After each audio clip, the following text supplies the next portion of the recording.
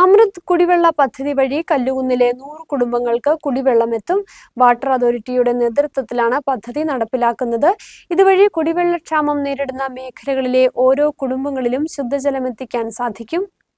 കുടിവെള്ള വിതരണം, മലിനജല നിർമ്മാർജ്ജനം, നഗര ഗതാഗതമടക്കമുള്ള അടിസ്ഥാന സേവനങ്ങൾ നൽകി അവശത അനുഭവിക്കുന്ന ജനവിഭാഗങ്ങളിലെ ജീവിത നിലവാരം മെച്ചപ്പെടുത്തുന്നതിനുള്ള ഒരു ദേശീയ പദ്ധതിയാണ് അമൃത് പദ്ധതി.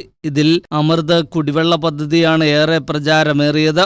രാജ്യത്തെ നഗരപ്രദേശങ്ങളിൽ സമൂലമായ മാറ്റമുണ്ടാക്കാനാണ് പദ്ധതിയിലൂടെ സർക്കാർ ലക്ഷ്യമിടുന്നത്. വാട്ടർ അതോറിറ്റിയുടെ നേതൃത്വത്തിൽ കട്ടപ്പന നഗരസഭയിൽ കല്ലുകുന്നിലാണ് പദ്ധതി നടപ്പിലാക്കിയത്.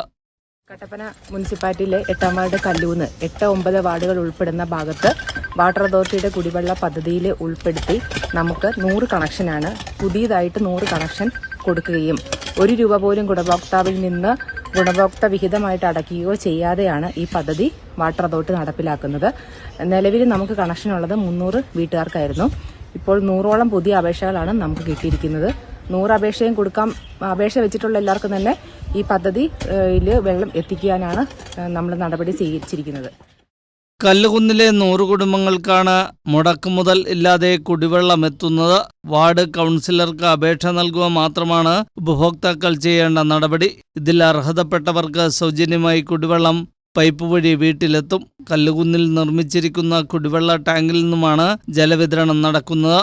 മേഖലയിൽ മുൻപ് കടുത്ത കുടിവെള്ളക്ഷാമം നേരിടുന്ന പ്രദേശമായിരുന്നു. അമൃത് കുടിവെള്ള പദ്ധതി നടപ്പിലാക്കുന്നതോടുകൂടി മേഖലയിലെ കുടിവെള്ളക്ഷാമത്തിന് ശാശ്വത പരിഹാരമാകുമെന്നാണ് വിലയിരുത്തൽ. News bureau, Kattappana.